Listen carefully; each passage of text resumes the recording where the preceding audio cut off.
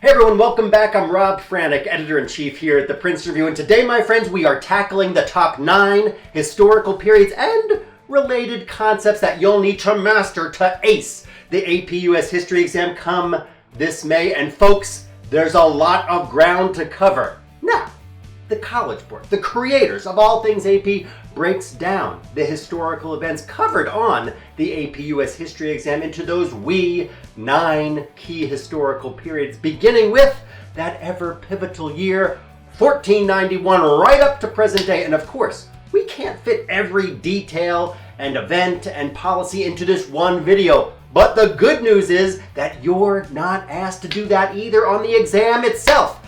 Feel the benefits, my friends. And let's just say this next part out loud with clear and crystal clarity. While you will obviously benefit from knowing more details than we're going to cover in this video today, the AP US History exam itself is directly focused on whether you understand key concepts in the time periods that we're about to discuss together than it is about whether you know each and every granular detail. So, even if you're learning the exact dates of important amendments and Supreme Court decisions, you'll want to be putting them into their historical context. In other words, into these very 9 periods of history that we are about to discuss together today. So without further preamble, my friends, let's jump right in. Historic period number 1 is early contact with the New Worlds, and the years covered again, 1491 to 1607. Now, the main concepts that you'll want to understand here is the clash of cultures between diverse Native American populations and the Europeans arriving on their land, as well as how the Columbia Exchange revolutionized both European and Native cultures by expanding trade and technology to create a racially mixed new world. You should also understand how extended contact with Native Americans fostered a debate among European leaders about how non-Europeans should be treated. Another note, African slavery began during this time and gradually replaced Native slavery and European indentured servitude. That leads me to historical period number 2. Now, this is the colonization of North America from 1607 to 1754. Now, the key concept that you want to grasp from this period is how the 4 main colonizing powers of North America, and those are Spain, France, the Netherlands, and of course England, differed in their interactions with native populations. And to speak generally and broadly here, Spain tended to conquer and subjugate native inhabitants. France opted to ally with them through trade alliances as well as intermarriage. The Netherlands attempted to build the greatest trading empire ever, whereas the English colonies attempted to exclude Native Americans altogether. You'll also want to understand how Europeans battled with Native Americans for control of land and furs and fishing rights. Now, some of the pivotal conflicts that are important to remember are the Powhatan Wars, King Philip's War, and of course the Pueblo Revolt. That leads us on to historical period number 3, and this is the American independence. Now, this is the years covered, are 1754 to 1800. Now, the events over those next 46 years will mark the period of American independence, and you should understand full well how Britain's increased attempts to control the colonies and impose burdensome taxation led to a desire for revolution as well as a change in government structure. Colonists cited the values of personal liberty and democracy over monarchy and aristocracy. That leads us to historical period number 4. This is the beginnings of the modern American democracy itself, and the years that they cover are 1800 to 1848. Now, during this period, the newly formed United States struggled to define its ideals as the North, the South, and the West navigated sectional strife as well as regional economic differences. Now, the key concepts that you'll want to understand here are how new developments in technology, in agriculture, and in commerce built the United States wealth and infrastructure, leading to what we now call the market revolution. You'll also need to know the beginnings of social reform during the 19th century, including how abolitionists and feminists and temperance advocates organized to promote their ideas, and how slavery became one of the most important socio-political issues of the time. That leads us on to the next historical period, which is historical period number 5. That is the Civil War and Reconstruction. And the years covered are from 1844 to 1877. Now, this period is marked by the regional tensions over slavery, of course, and states' rights that led to the Civil War. And you'll want to have a firm grasp on the key battles there, which include the Battle of Antietam and, of course, the Battle of Gettysburg. You'll also want to have a solid understanding of the Reconstruction era itself. Now, it took the South many years to recover from the economic and the social upheaval of the Civil War, as well as the physical tolls that were rendered as well, to physically reconstruct southern towns and cities and property that had been destroyed during the war.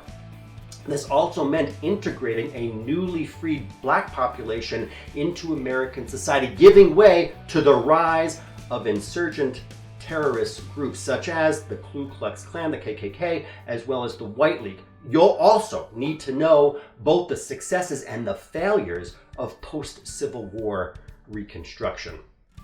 Friends, that moves us to historic period number 6. That is the Industrial Revolution. Now, this is years 1865 to 1898, that all-important year. And folks, there is a silly amount of stuff to cover in this period. Now, the last quarter of the 19th century is often called the Age of Invention due to the many technological advances that happened during this period, like Edison's light bulb, which generated a need for mass production and urbanization, leading to the Industrial Revolution. Now, in the North, factories and cities were developed to minimize manufacturing costs, which relied on cheap labor from children and from women and from immigrants. And large businesses also encountered little to no government regulation, which in turn sparked the creation of labor unions and social reform in response to government corruption as well as corporate abuse of power. Now, by contrast, in the South, agriculture continued to be the main industry. So you'll want to be well versed in sharecropping, the advent of Jim Crow laws, and the beginning of separate but equal. Now that's, of course, outright segregation established by the Supreme Court decision Plessy versus Ferguson in 1896. You should also know about developments in the West, including the growth of ranching and mining industries, along with railroad construction, leading us on to period number 7. And that historical period is the early 20th century. The most important concept to remember from this period is America's transition from a largely rural and agrarian society to urban industrialized society. There was also increased federal government involvement during the Progressive era, wherein President Woodrow Wilson called for the federal government to assume greater control over businesses in order to curb corporate abuses. Now, America also became enmeshed in foreign conflicts. Study up on the foreign conflicts that led to World War I and also the aftermath of the war, including the rise of isolationism and anti-immigrant sentiment. Now, there are also some key congressional acts which you should familiarize yourself with that happened during this period. Number 1 on the list, the Espionage Act, and the second one is the Selective Service Act, and that's of 1917, as well as the establishment of the FBI, the Federal Bureau of Investigation. You should also be well informed about the Great Depression and the innovations in modern culture, including the automobile and the radio, which revolutionized daily American life. And finally, know about the events and foreign policies that all led up to the beginning of World War II, as well as the events during and after the war. That leads us to historical period number 8, which is the post-war period and the Cold War. And again, friends, there is a confirmed ton to cover during this 35-year period, but the main concept is to focus on the aftermath of World War II. So study up on the Cold War between the US and the Soviet Union and the growing anti-communism sentiments that influenced foreign policy and gave rise to McCarthyism. You should also have a firm grasp on domestic policy during the Truman, Eisenhower, JFK administrations, as well as the civil rights movement, feminism, and the hippie counterculture that marked the 1960s. And of course, you can't forget about the Vietnam War and Watergate and President Nixon's resignation. That leads us on to a historical period, 9th on the list, number 9. It is, of course, the 21st century. Now, the years here covered are 1980 to present day. And friends, the key things that you should focus on in recent history. First, be sure to know about notable events and policies that took place during the Reagan, George H.W. Bush, Clinton, and George W. Bush presidential administrations. You'll also want to study up on the intense political and cultural debates of the era, as well as the war on terror and the interventionist foreign policies of the early 2000s in response to the 9/11 attacks. And finally, we can't forget about the dot-com bubble, the digital revolution of 1990 to 2010, where we, of course, said hello to the first time to the internet and e-commerce and cell phones. And please note that while it's unlikely that you'll see questions on your test regarding the presidential elections of Barack Obama in 2008 and Donald Trump in 2016, it may help to know a bit about the financial crisis of 2008 and, of course, the Affordable Care Act. Now, the common parlance there is Obamacare, and the contentious 2016 election between Hillary Clinton and, of course, Donald Trump. Whew!